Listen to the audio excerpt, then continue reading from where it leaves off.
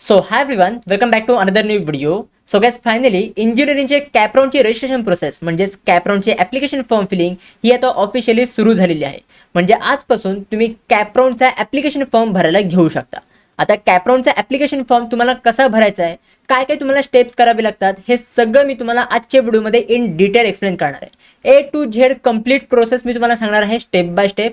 म्हणजे सगळ्यात पहिले तुम्हाला काय काय डिटेल्स एंटर करायचे असतात, त्याच्यानंतर तुम्हाला व्हेरिफिकेशन मोड कसं सिलेक्ट करायचं आहे, जर तुम्हाला डॉक्युमेंट्स ऑनलाईन व्हेरीफाय करून घ्यायचे असतील तर काय करायचं असतं, जर तुम्हाला ऑफलाईन व्हेरिफिकेशन चूज करायचं असेल तर तुम्हाला व्हेरिफिकेशन सेंटर, स्क्रुटिनी सेंटर जे पण तुम्ही FC सेंटर त्याला बोलता, तर त्याचे स्लॉट तुम्हाला कसे बुक करायचे आहेत. मग त्याच्यानंतर जर तुम्हाला TFWSला अप्लाय करायचं असेल तर ते कुठे अप्लाय करायचं असतं, तुमचे क्वालिफिकेशन डिटेल्स कसे फिलअप करायचे आहेत, अँड ॲट दी एंड तुमचे डॉक्युमेंट्स तुम्हाला कसे अपलोड करायचे आहेत, हे सगळं मी तुम्हाला आजच्या व्हिडिओमध्ये इन डिटेल एक्सप्लेन करणार आहे. आणि मी तुम्हाला गॅरंटी देतो की जर तुम्ही ही व्हिडिओ कम्प्लिटली शेवटपर्यंत बघितलीत तर तुम्हाला ही पूर्ण ॲडमिशन प्रोसेस, पूर्ण ॲप्लिकेशन फॉर्म फिलिंगची प्रोसेस एकदम क्लिअरली तुम्हाला समजून जाईल. तर त्याच्यामुळे ही व्हिडिओ तुम्ही शेवटपर्यंत नक्की बघा. आता सगळ्यात पहिले ॲप्लिकेशन फॉर्म सुरू करायच्या आधी मी तुम्हाला हे सजेस्ट करेन की जेवढे पण तुमची रिक्वायर्ड डॉक्युमेंट आहेत, कॅटेगरी वाईज जेवढे पण रिक्वायर्ड डॉक्युमेंट आहेत, हे सगळे स्कॅन करून त्याची PDF बनवून ठेवा. कारण की ॲट दी एंड ॲप्लिकेशन फॉर्मच्या शेवटच्या स्टेपला सगळे डॉक्युमेंट्स तुम्हाला अपलोड करावे लागणार आहेत. PDF फॉर्ममध्ये किंवा JPG फॉर्ममध्ये, इमेज फॉर्मॅटमध्ये तुम्ही ठेवू शकता. मी रेकमेंड करेन की PDF फॉर्मॅटमध्ये सगळे डॉक्युमेंट्स तुम्ही स्कॅन करून रेडी ठेवा. आता सगळ्यात पहिले याचं तुम्हाला CED सेलच्या ऑफिशियल ॲडमिशन पोर्टलवर, इंजिनिअरिंगचं हे ऑफिशियल ॲडमिशन पोर्टल आहे. FE2026ची ही एक वेबसाईट आहे. ह्याची लिंक मी तुम्हाला डिस्क्रिप्शन बॉक्समध्ये प्रोव्हाइड केली आहे. आता ह्या वेबसाईटवर आलो तर तुम्हाला दोन ऑप्शन मिळतील रजिस्ट्रेशन करण्यासाठी. सगळ्यात पहिले इकडे तुम्हाला दिलेलं आहे न्यू रजिस्ट्रेशन. ह्या ऑप्शनवर क्लिक करून सुद्धा तुम्ही प्रोसीड करू शकता, किंवा ह्या इकडे एक ऑप्शन दिलेला आहे new registration or already register, हे तुम्हाला ऑप्शन दिलेलं आहे. तर ह्यावर क्लिक करून सुद्धा तुम्ही प्रोसीड करू शकता. आता सगळ्यात पहिले इकडे तुम्हाला साइन इन करायला येईल. तुम्हाला ह्या इकडे तुमचा ईमेल ID आणि पासवर्ड एंटर करून साइन इन करून घ्यायचा आहे. कुठला ईमेल ID, कुठला पासवर्ड एंटर करायचा, तर लक्षात घ्या ज्यावेळी तुम्ही CEDच्या एक्झामच्या वेळी कसं तुम्ही रजिस्टर केलं होतं त्यावेळी तुम्ही ईमेल ID आणि पासवर्ड तुम्ही सेट केला होता. तुम्ही हॉल तिकीट डाउनलोड करताना पण तुम्हाला सगळ्यात पहिले ईमेल ID आणि पासवर्ड एंटर करायला यायचं. तर तोच ईमेल ID आणि पासवर्ड एंटर करून तुम्हाला ह्या इथे साइन इन करून घ्यायचं आहे. एकदा तुम्ही साइन इन केलं तर तुमच्यासमोर एक असा डॅशबोर्ड ओपन होईल. आता ह्या इकडे तुम्हाला एक ऑप्शन बघायला मिळेल सेंट्रलाइज ॲडमिशन प्रोसेस रजिस्ट्रेशन, म्हणजे कॅप रजिस्ट्रेशन. तर हा ऑप्शन तुम्हाला क्लिक करायचा आहे आणि इथून तुमची कॅपराउंडची रजिस्ट्रेशन प्रोसेस तुम्हाला कंटिन्यू करायची आहे. तर ह्या ऑप्शनवर तुम्हाला क्लिक करायचं आहे. इकडे क्लिक केल्यानंतर तुम्हाला 3 ऑप्शन मिळतील. तर सगळ्यात पहिलं ऑप्शन आहे टेक्निकल एज्युकेशन, तर त्यावर तुम्हाला क्लिक करायचं आहे. मग त्याच्यानंतर तुम्हाला कशासाठी अप्लाय करायचं, ऑफकोर्स बॅचलर ऑफ इंजिनिअरिंग. मग ह्या इकडे बॅचलर ऑफ इंजिनिअरिंगचं ऑप्शन आहे, त्यावर तुम्हाला क्लिक करायचं आहे. आता एकदा तुम्ही बॅचलर ऑफ इंजिनिअरिंगच्या ऑप्शनवर क्लिक केला तर इकडून तुमची रजिस्ट्रेशनची प्रोसेस सुरू होते. म्हणजे इकडे तुम्हाला काही क्वेश्चन विचारले जातील, त्याला तुम्हाला स्टेप बाय स्टेप आन्सर करायचं आहे.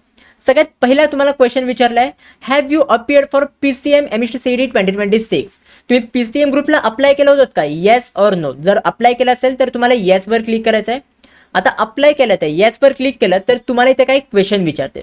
सगळ्यात पहिले PCM MST CET application number, तुमचा PCM MST CET application number enter करायचा आहे.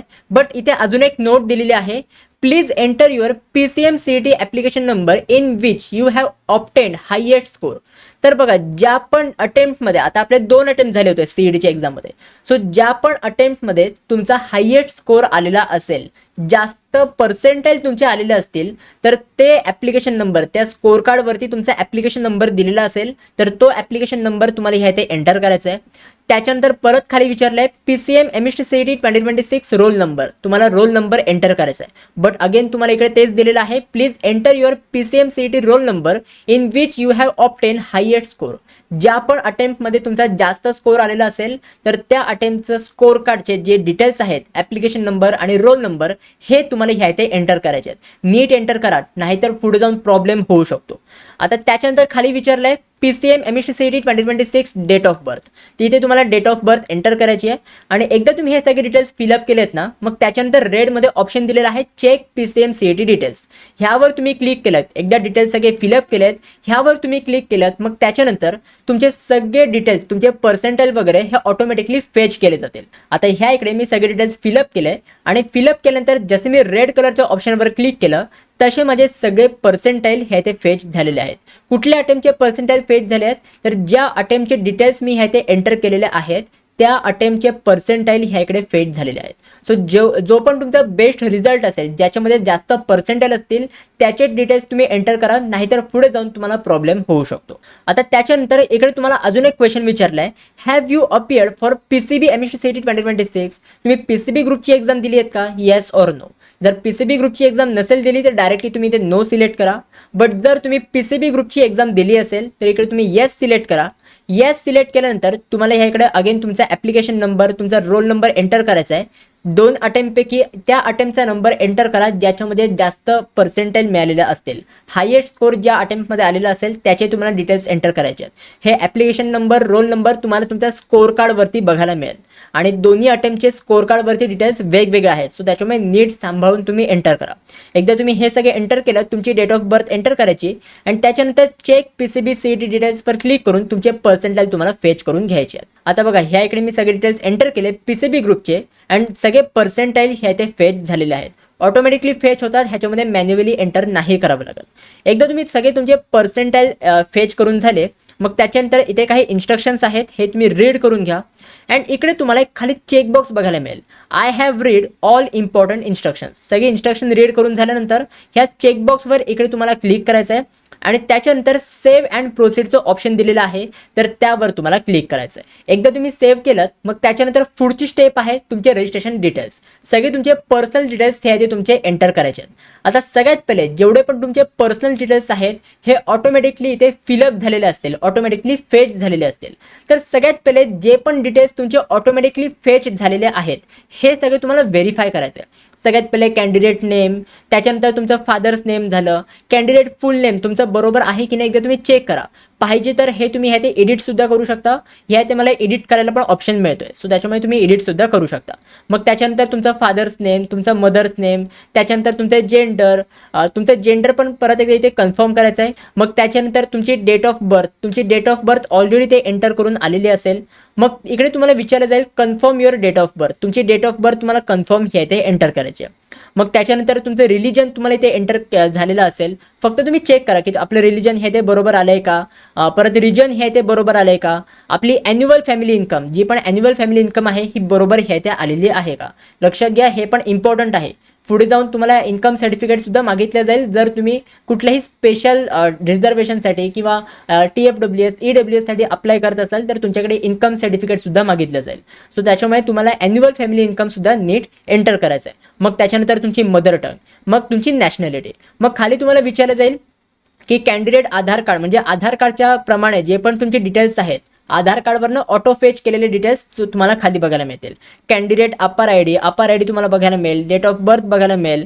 मग त्याच्यानंतर कॅन्डिडेट नेम दिलेला असेल, आधार नंबर दिलेला असेल. हे सगळे डिटेल्स सुद्धा तुम्हाला चेक करून घ्यायचे आहेत. मग त्याच्यानंतर तुमचे कम्युनिकेशन डिटेल्स, तुम्हाला कसं कम्युनिकेट करता येईल. मग सगळ्यात पहिले तुमचा ॲड्रेस दिलेला असेल, हे सगळं ऑटोमॅटिकली फेच झालेलं असेल तर नीट तुम्ही सगळं चेक करून घ्या की आपला ॲड्रेस सगळं बरोबर आहे का.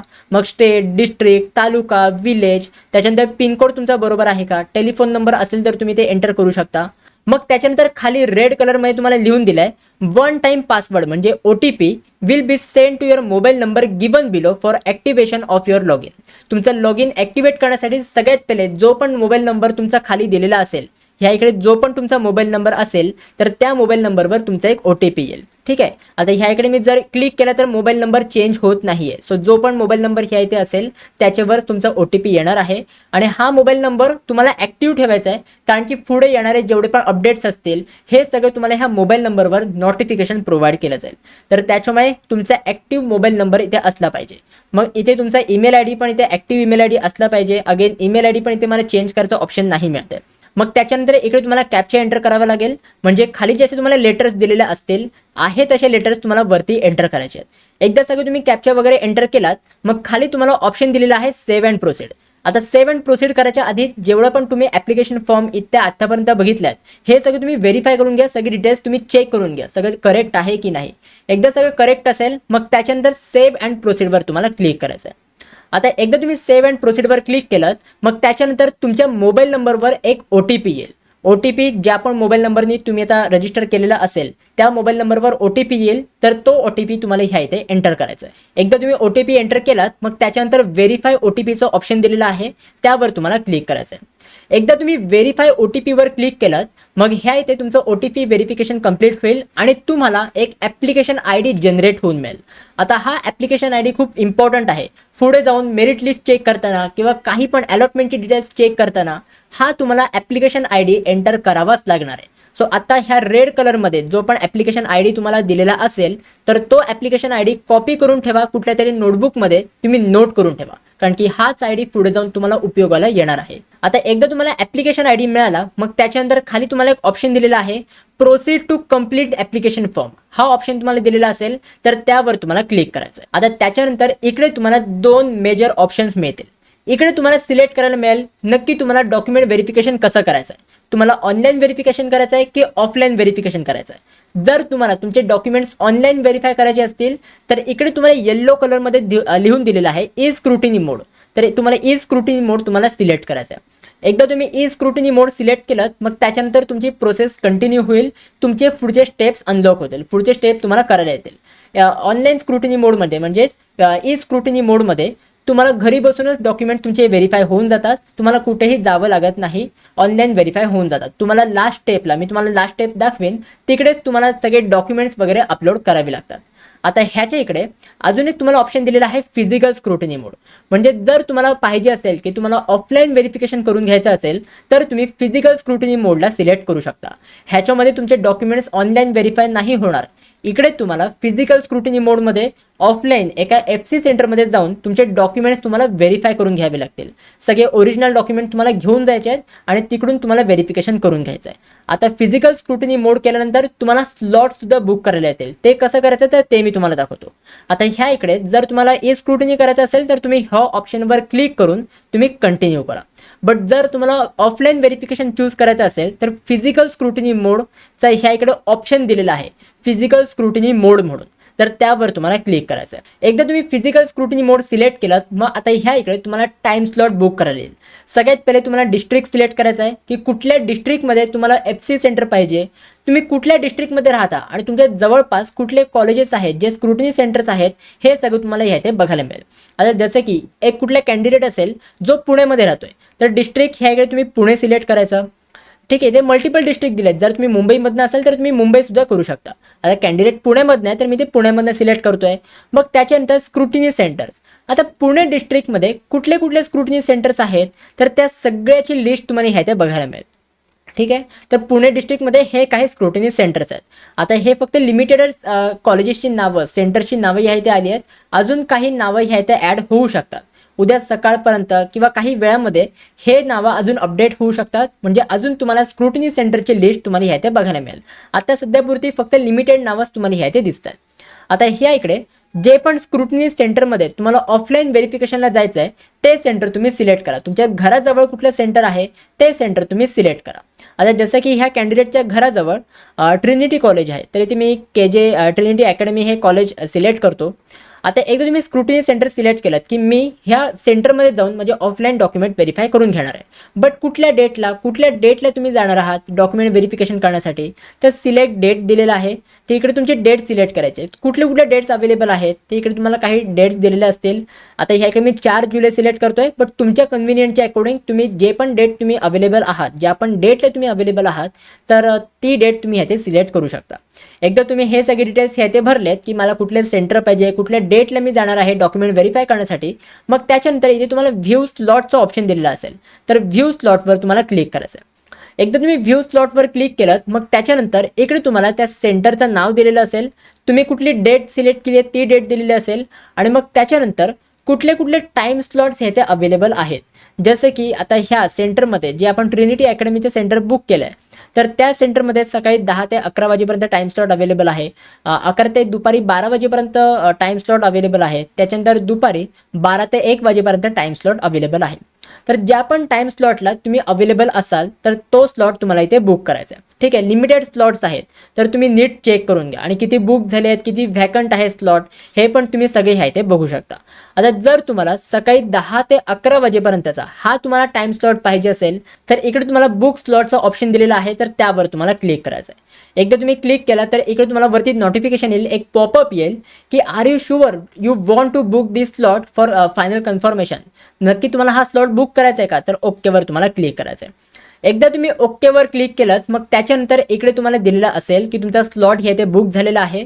इकडे तुम्हाला सगळे डिटेल्स दिलेले असतील की ॲप्लिकेशन ID काय आहे तुमचा आणि तुमचा स्लॉट हे ते बुक झाला आहे. कॅन्डिडेट नेम काय आहे, मग त्याच्यानंतर कुठल्या दिवशीचा हा स्लॉट बुक झाला आहे, SC सेंटरचं नाव काय आहे, हे सगळं तुम्हाला ह्या ते दिलेलं असेल. आणि अगेन हे करताना जर तुम्हाला वाटलं की यार नाही मला ऑनलाईन व्हेरीफाय करायचं आहे, तर बाजूला तुम्हाला चेंज व्हेरिफिकेशन मोडचा पण ऑप्शन दिलेला आहे. त्यावर क्लिक करून तुम्ही ऑनलाईन व्हेरिफिकेशनमध्ये पण शिफ्ट करू शकता. जोपर्यंत तुम्ही हा फॉर्म फायनल सबमिट नाही करत तोपर्यंत तुम्ही हा फॉर्ममध्ये चेंजेस करू शकता. सो या इकडे व्हेरिफिकेशन मोड जर तुम्हाला मध्ये चेंज करायचं असेल, फिजिकल स्क्रुटिनी करत असाल आणि मध्ये तुम्हाला ऑनलाईन व्हेरिफिकेशन स्क्रुटिनी करायचं असेल, तर हे ऑप्शनवर क्लिक करून तुम्ही प्रोसीड करू शकता. आता एकदा हे सगळं तुमचं फायनलाइज झालं मग त्याच्यानंतर इकडे तुम्हाला एक ऑप्शन दिलेला आहे, fill or edit application form. तर त्या ऑप्शनवर तुम्हाला क्लिक करायचं आहे. एकदा तुम्ही फिल ऑर एडिट ॲप्लिकेशन फॉर्मवर क्लिक केलं मग त्याच्यानंतर तुमच्याकडे दोन प्रकारे इंटरफेस येऊ शकतं. एक सगळ्यात पहिले असा इंटरफेस येऊ शकतो जसं तुम्हाला आता माझ्या स्क्रीनवर दिसतोय की इकडे तुम्हाला सगळे स्टेप्स दिलेले असतील, इकडे तुम्हाला कंप्लीट दिलेलं असेल, मग त्याच्यानंतर इनकम्प्लीट सगळे दिलेले असतील. एक अशा प्रकारे इंटरफेस येऊ शकतो किंवा डायरेक्टली तुम्ही कॅन्डिडेट टाईप सिलेक्ट करायच्या स्टेपवर तुम्ही जम्प होऊ शकता. आता जर तुमच्यासमोर असा इंटरफेस आला तर तुम्हाला ह्या इथे सगळे स्टेप्स दिलेले आहेत. हे सगळे स्टेप्स आता तुम्हाला कंप्लीट करायचे आहेत. आत्तापर्यंत फक्त आपण स्टेप नंबर 1 कंप्लीट केले. स्टेप नंबर 1 आपण कंप्लीट केले, ज्याच्यामध्ये सगळे आपले डिटेल्स आपण एंटर केले आहेत. आता आपल्याला स्टेप नंबर 2 कंप्लीट करायची आहे, म्हणजेच काय की कॅन्डिडेटचे टाईप.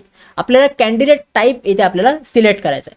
आता हे स्टेप कंप्लीट करण्यासाठी इकडे तुम्हाला इनकम्प्लीटचं ऑप्शन दिलेलं आहे, तर त्यावर तुम्हाला क्लिक करायचं आहे. त्यावर क्लिक केल्यानंतर इकडे तुम्हाला कॅन्डिडेट टाईप सिलेक्ट करायला मिळेल.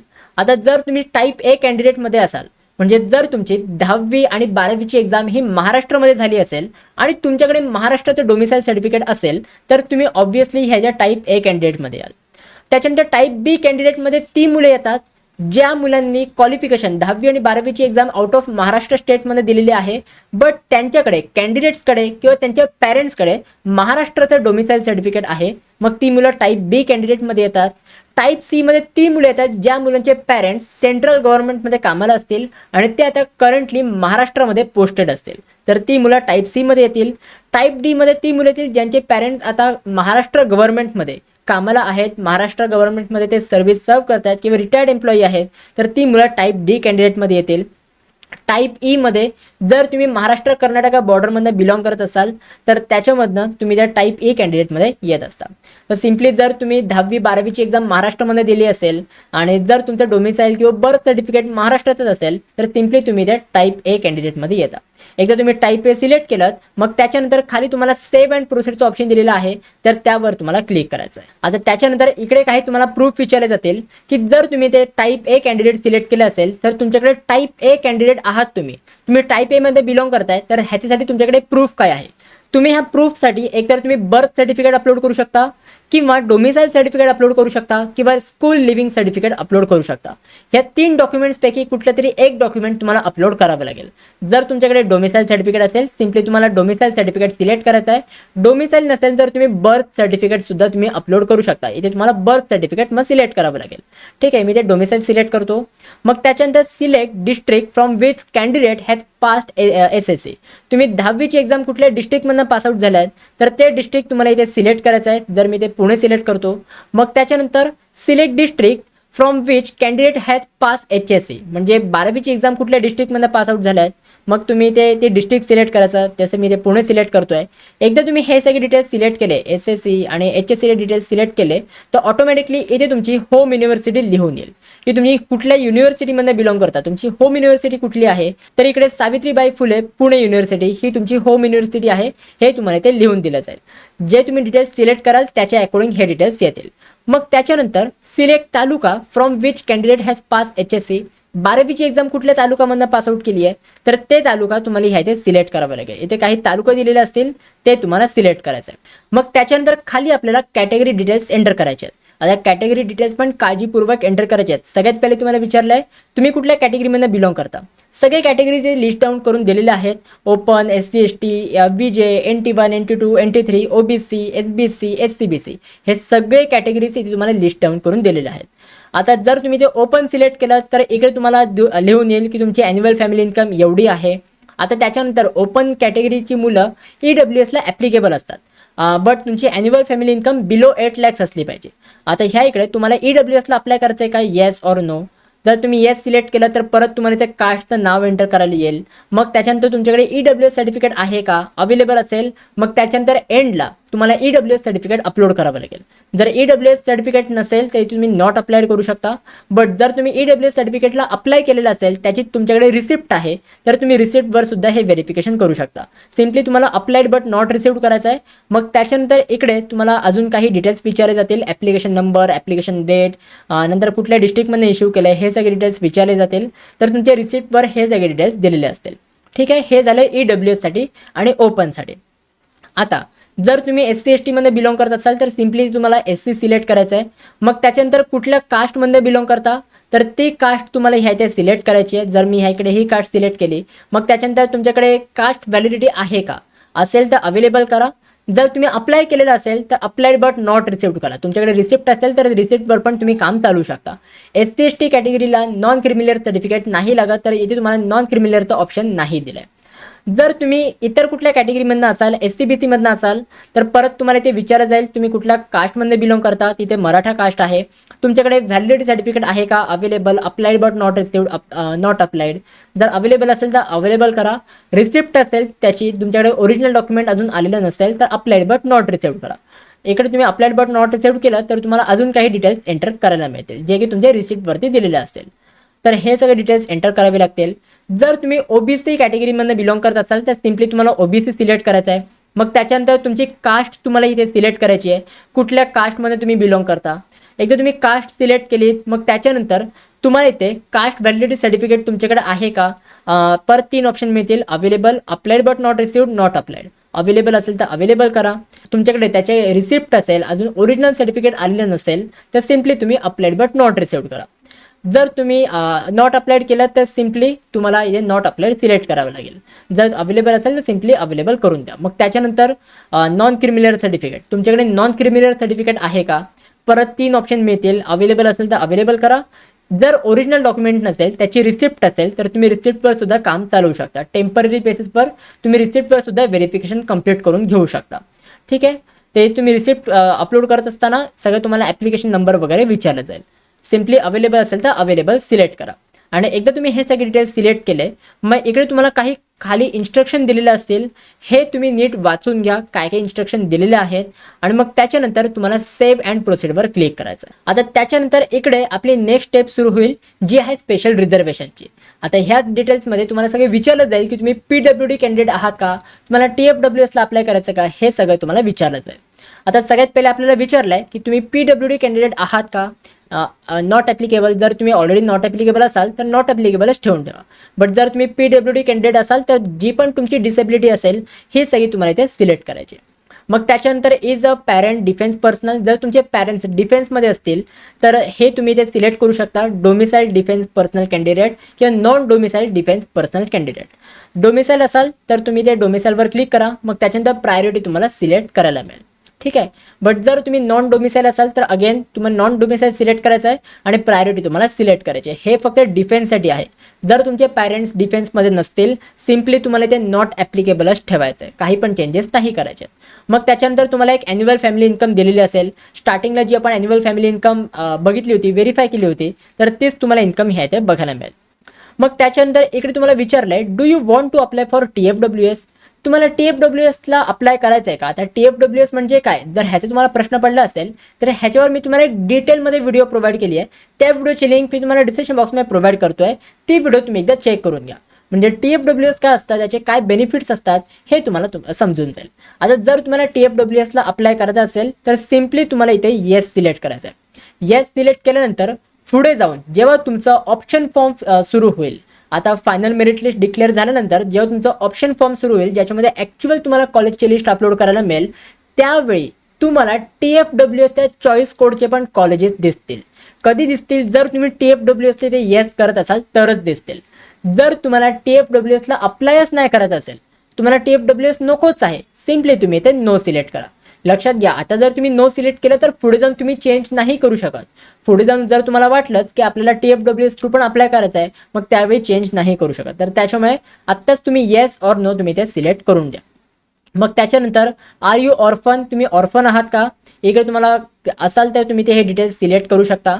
ऑर्फन नसाल तर सिम्पली नो सिलेक्ट करायचं आहे. मग त्याच्यानंतर do you belong to minority, म्हणजे जर तुम्ही कुठल्या मायनॉरिटीमध्ये बिलॉंग करत असाल तर सिम्पली इकडे तुम्हाला येस सिलेक्ट करायचं आहे. मग तुम्ही कुठल्या मायनॉरिटीमधनं बिलॉंग करताय, जर तुमची लिंग्विस्टिक मायनॉरिटी असेल तर तुम्हाला लिंग्विस्टिक मायनॉरिटी सिलेक्ट करायची आहे. आणि मग त्याच्यानंतर जी पण तुमची लिंग्विस्टिक मदर टंग असेल तर ही तुम्हाला मदर टंग इथे लिहून येईल. आता जी पण मराठी मुलं आहेत ज्यांची मदर टंग मराठी आहे ती कुठल्याही लिंग्विस्टिक मायनॉरिटीमध्ये येत नाहीत, कुठल्याही रिलिजियस मायनॉरिटीमध्ये नाही येत.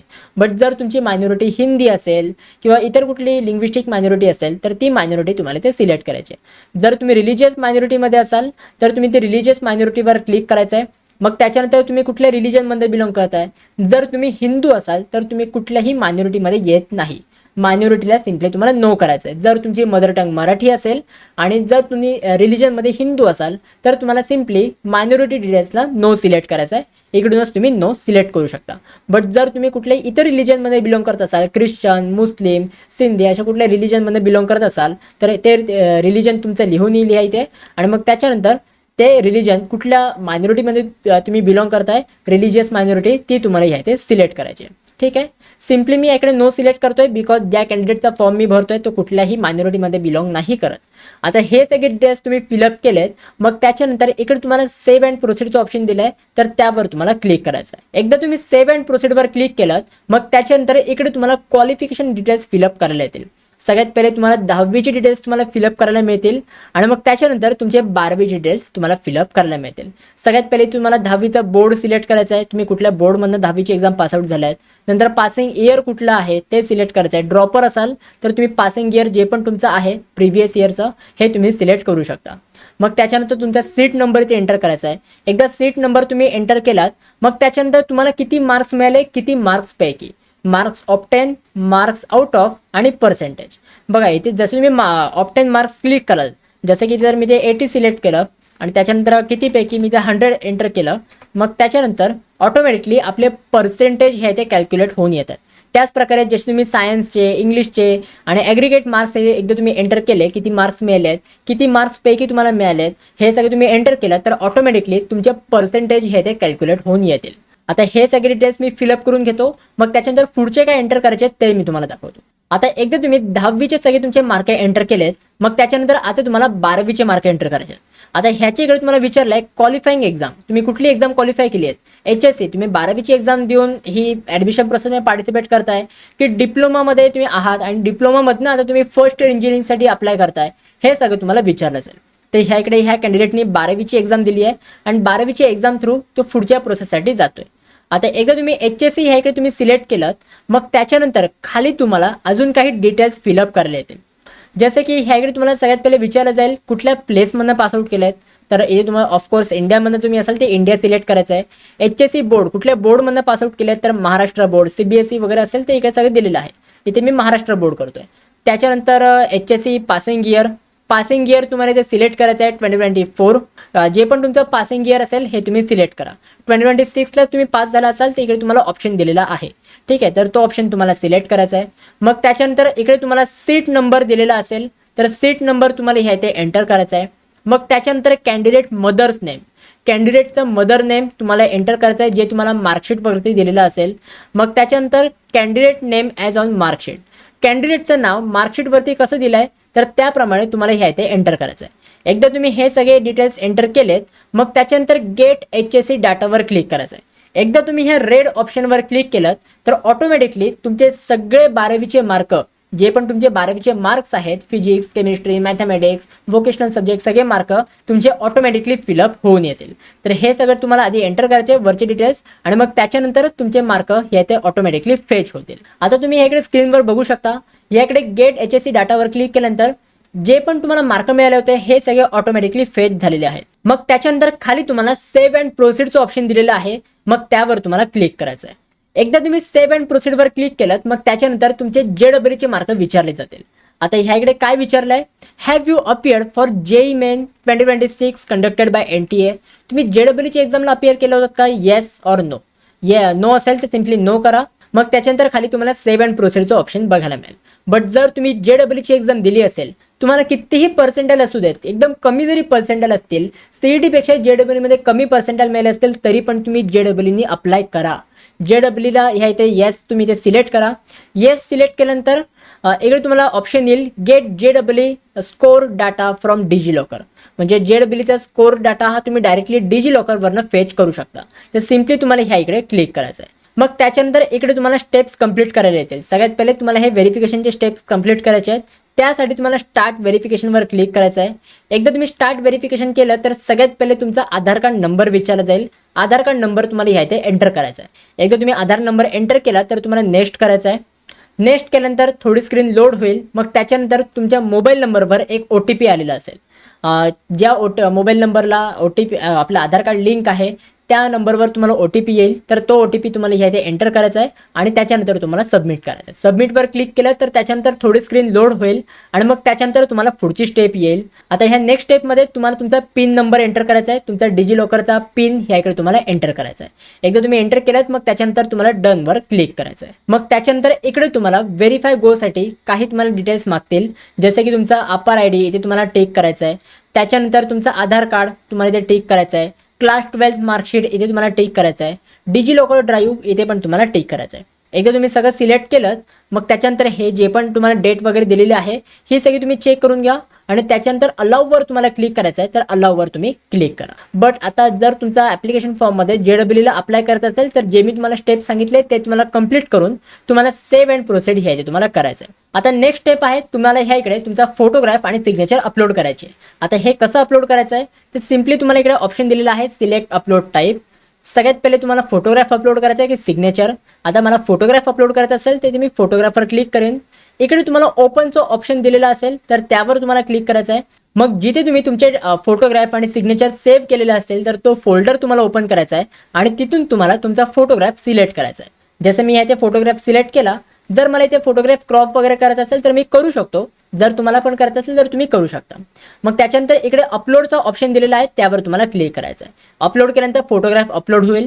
सिमिलरली तुम्हाला सिग्नेचर अपलोड करायचे आहे. सिलेक्ट अपलोड टाईपवर जाऊन तुम्हाला सिग्नेचर सिलेक्ट करायचं आहे. ओपनवर जाऊन तुम्हाला जिथे तुम्ही सिग्नेचर तुम्ही सेव्ह केलेली असेल तर ती सिग्नेचर तुम्हाला सिलेक्ट करायची आहे. मग एकदा तुम्ही सिग्नेचर बघितलीत, क्रॉप वगैरे करायची असेल तर करू शकता. जर सगळं बरोबर असेल तर तुम्ही अपलोड करू शकता.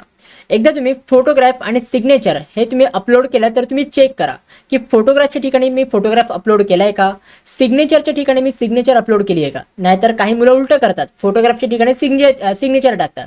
तर हे तुम्ही नीट चेक करून घ्या.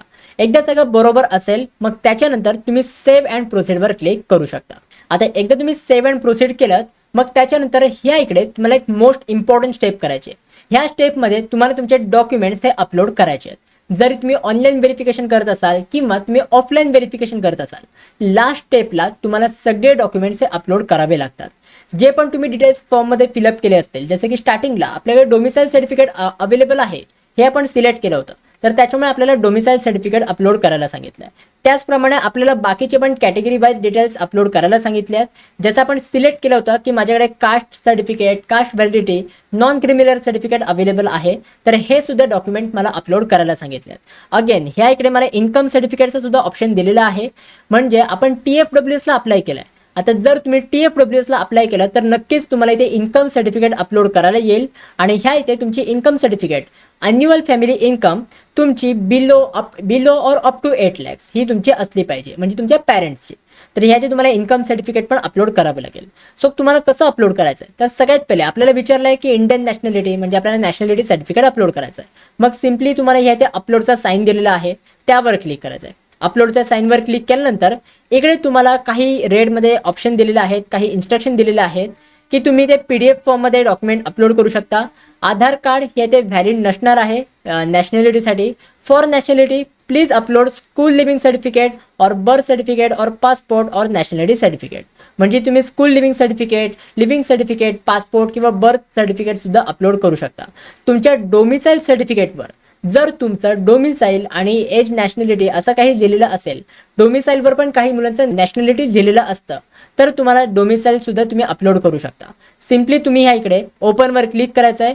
जिथे तुम्ही डॉक्युमेंट सेव्ह केले असतील ते फोल्डर ओपन करा, डोमिसाईल सर्टिफिकेट सिलेक्ट करा आणि मग त्याच्यानंतर इकडे तुम्हाला अपलोडचा ऑप्शन दिलेला आहे, त्यावर तुम्ही क्लिक करा. एकदा तुम्ही अपलोड केलं तर तुम्हाला इथे व्ह्यू डॉक्युमेंट येईल. म्हणजे ह्यावर क्लिक करून तुम्ही तुमचं डॉक्युमेंट ओपन करून चेक करू शकता. एडिट करायचं असेल तर ते सुद्धा करू शकता. अशाच प्रमाणे तुम्हाला बाकीचे पण डॉक्युमेंट्स अपलोड करायचे आहेत. तुमचं डोमिसाईल सर्टिफिकेट बघा, आता नॅशनॅलिटीमध्ये आपण डोमिसाईल अपलोड केलं, मग डोमिसाईल सर्टिफिकेटच्या ठिकाणी काय करायचं आहे, डोमिसाईलच सर्टिफिकेट तुम्ही अपलोड करू शकता. मग जर आपण दोन्ही ठिकाणी सेम डॉक्युमेंट अपलोड करतोय, काय प्रॉब्लेम तर नाही ना होणार, काही प्रॉब्लेम नाही होणार. का? कारण की लक्षात घ्या की तुमच्या डोमिसाईलवर पण तुमची नॅशनॅलिटी वरती मेन्शन केलेली आहे आणि ॲज वेल एज डोमिसाईल पण आहे. मग त्याच्यामुळे डोमिसाईल सर्टिफिकेटच तुम्ही नॅशनॅलिटी म्हणून अपलोड केलं तरी चालेल आणि ॲज वेल एज डोमिसाईल सर्टिफिकेटच्या ठिकाणी ते तुम्ही अपलोड केलं तरी पण चालेल. म्हणजे डोमिसाईल सर्टिफिकेट तुम्ही येथे 2 वेळा अपलोड करू शकता. बट जर तुमच्या डोमिसाईल सर्टिफिकेटवर नॅशनॅलिटी म्हणून मेन्शन नसेल केलेलं, डोमिसाईलच्या हेडिंगमध्येच मेन्शन केलेलं असतं, नॅशनॅलिटी एज डोमिसाईल असं मेन्शन केलेलं असतं. सो जर तुमच्या डोमिसाईलवर नॅशनॅलिटी मेन्शन केलेलं नसेल, मग त्या केसमध्ये तुम्ही नॅशनॅलिटीच्या ठिकाणी डोमिसाईल सर्टिफिकेट अपलोड नाही करू शकत. मग तुम्हाला स्कूल लिव्हिंग सर्टिफिकेट किंवा बर्थ सर्टिफिकेट अपलोड करावं लागेल. जर डोमिसाईलवरच तुमचं नॅशनॅलिटी दिलेलं असेल तर नॅशनॅलिटीच्या ठिकाणी पण तुम्ही डोमिसाईल अपलोड करू शकता. ॲज वेल एज डोमिसाईल सर्टिफिकेटच्या ठिकाणी पण तुम्ही डोमिसाईल सर्टिफिकेट अपलोड करू शकता. सो आय होप हे तुम्हाला येथे समजलेलं असेल. आता बाकीचे पण डॉक्युमेंट तुम्ही त्याचप्रमाणे अपलोड करू शकता. ह्या ते जे पण डॉक्युमेंट्स तुम्हाला दिलेले आहेत, ह्या इकडे तुम्ही हे डॉक्युमेंट्स अपलोड करू शकता. एकदा हे सगळे तुम्ही डॉक्युमेंट्स अपलोड केलेत, मग त्याच्यानंतर तुम्हाला सेव्ह अँड प्रोसेडचं ऑप्शन मिळेल, तर त्यावर क्लिक करून तुम्ही पुढची स्टेप प्रोसेड करू शकता. एकदा सगळे डॉक्युमेंट तुम्ही प्रॉपरली अपलोड केल्यानंतर तुम्हाला एक फॉर्मचा प्रिव्ह्यू येईल. म्हणजे तुम्हाला विचारलं जाईल की बघा हे तुम्ही सगळे डिटेल्स भरलेले आहेत, पूर्ण तुम्हाला फॉर्म दाखवला जाईल, सगळे डिटेल्स त्याच्यामध्ये दिलेले असतील, तर सगळा फॉर्म तुम्हाला चेक करायचा आहे, सगळं तुम्हाला व्हेरीफाय करायचे आहेत. सगळे डिटेल्स तुम्ही व्हेरीफाय केले, मग त्याच्यानंतर तुम्हाला प्रोसीड करायचं आहे. प्रोसीड केल्यानंतर तुमचा फॉर्म तुम्हाला व्हेरिफिकेशनसाठी सबमिट करायचा आहे. व्हेरिफिकेशन जर तुम्ही ऑनलाईन सिलेक्ट केलं असेल तर हा फॉर्म ऑनलाईन व्हेरिफिकेशनला जाईल. मग तुम्हाला फॉर्मला प्रिंट करून कुठेही तुम्हाला घेऊन जायचं नाही आहे, ऑनलाईनच व्हेरिफिकेशन होऊन जाईल. बट जर तुम्ही ऑफलाईन व्हेरिफिकेशन म्हणजे फिजिकल स्क्रुटिनी मोड तुम्ही सिलेक्ट केलं असेल तर ऑफकोर्स तुम्हाला हा जो ॲप्लिकेशन फॉर्म आहे ह्याची तुम्हाला प्रिंट घ्यायची आहे. इकडे तुम्हाला प्रिंट ॲप्लिकेशन फॉर्मचं ऑप्शन दिलं आहे, त्यावर क्लिक करून तुम्हाला हा ॲप्लिकेशन फॉर्म प्रिंट करायचा आहे. त्याच्यानंतर तुमचे जेवढे पण हे डॉक्युमेंट्स आहेत, जे पण डॉक्युमेंट तुम्हाला ह्याच्या स्क्रीनवर दिसत आहेत, हे सगळे डॉक्युमेंट्स तुम्हाला घेऊन जायचे आहेत. ओरिजिनल डॉक्युमेंट एका त्या FC सेंटरमध्ये घेऊन जायचे आहेत आणि तिकडून तुमचे डॉक्युमेंट्स ऑफलाईन व्हेरीफाय करून घ्यायचे आहेत. तर अशा प्रकारे तुम्हाला ही तुमची कॅप्रॉनचं रजिस्ट्रेशन म्हणजे कॅप्रॉनची ॲप्लिकेशन फॉर्म फिलिंग तुम्हाला कंप्लीट करायची आहे. आय होप तुम्हाला ही सगळी प्रोसेस समजलेली असेल. इथपर्यंत जर तुम्हाला सगळी स्टेप समजलेले असतील, तुम्हाला फॉर्म फिलिंग सगळी समजलेली असेल, तर प्लीज मला कॉमेंट सेक्शनमध्ये सांगा की येस दादा मला समजलं, म्हणजे मला समजेल की किती मुलांना ही फॉर्म फिलिंग समजली आहे. ॲज वेल एज जर तुम्ही आपली व्हिडिओ बघून जर तुम्ही फॉर्म फिलअप केलेला असेल तर ते सुद्धा मला कॉमेंट सेक्शनमध्ये सांगा की दादा मी तुझी व्हिडिओ बघून मी माझा फॉर्म सक्सेसफुली फिलअप केलेला आहे. म्हणजे मला समजेल की आपली व्हिडिओ बघून किती मुलं फॉर्म भरतात. तर त्याच्यामुळे कॉमेंट करायला विसरू नका आणि व्हिडिओला लाईक सुद्धा नक्की करा. आणि त्याच्यासोबत कॉमेंट सेक्शनच्या बाजूला हाईपचं ऑप्शन आहे, हाईप सुद्धा नक्की करा, कारण की जेवढी तुम्ही ही व्हिडिओ हाईप कराल तेवढी ही व्हिडिओ अजून जास्त मुलांपर्यंत पोहोचेल. तर त्याच्यामुळे हाईप करायला पण विसरू नका. ऑल्सो जर तुम्हाला कॉलेज लिस्ट बनवून पाहिजे असेल तर तुम्ही आपली पर्सनल काउन्सिलिंग जॉईन करू शकता. ह्या पर्सनल काउन्सिलिंगमध्ये आम्ही तुम्हाला एक पर्सनलाइज कॉलेजची लिस्ट बनवून देतो. अजून भरपूर सारे फीचर्स आम्ही तुम्हाला प्रोव्हाइड करतो. सगळे फीचर्स मी तुम्हाला डिस्क्रिप्शन बॉक्समध्ये प्रोव्हाइड केलेले आहेत. मी माझा एक व्हॉट्सअप नंबर मी तुम्हाला प्रोव्हाइड केला आहे. त्या व्हॉट्सअप नंबरवर तुम्ही मला मेसेज करू शकता की I want to enrol in your personal counselling. मग त्याच्या अकॉर्डिंग मी तुम्हाला सगळे डिटेल्स सेंड करेन. So guys that's it for this video. कशी वाटली तुम्हाला ही व्हिडिओ? आवडली असेल तर नक्की तुम्ही लाईक करा, शेअर करा, सबस्क्राईब करा. भेटूया पण पुढच्या व्हिडिओमध्ये. तोपर्यंत बाय बाय, सी या अँड गुड.